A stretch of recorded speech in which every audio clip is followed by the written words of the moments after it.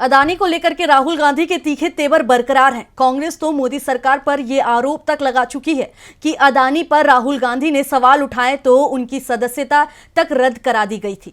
वो supreme court के आदेश से राहुल गांधी की संसद सदस्यता बहाल हो पाई, लेकिन राहुल गांधी सरकार के दबाव में ना झुकते दिख रहे हैं और ना ही डरते। अब उन्होंने एक बार फिर अदानी को लेकर के मोदी सरकार को घेर लिया है।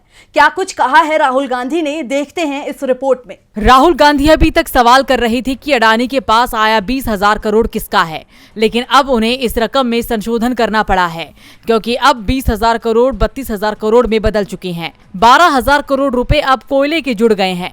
कांग्रेस नेता ने एक बार फिर अडानी का मामला उठाते हुए कहा कि उन्होंने 32,000 करोड़ रुपए का घोटाला किया है। अडानी की वजह से ही बिजली महंगी मिलती है। उन्होंने जनता की जेब से पैसे लूटे हैं।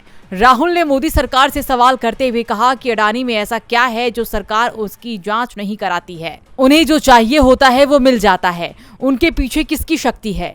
राहुल ने सवाल किया कि अडानी इंडोनेशिया में कोयला खरीदते हैं और उसका हिंदुस्तान में रेट डबल हो जाता है।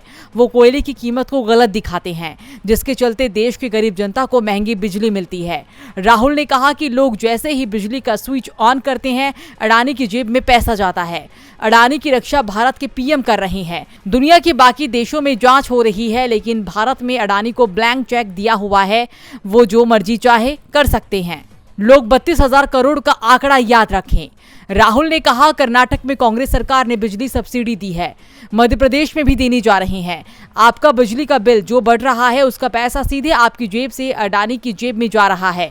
इस तरह से अडानी जी ने करीब 12,000 करोड़ रुपए सीधे हिंदुस्तान के नागरिकों की जेब से निकाला है। राहुल ने इस दौरान सेबी की जांच पर भी सवाल उठा दिए।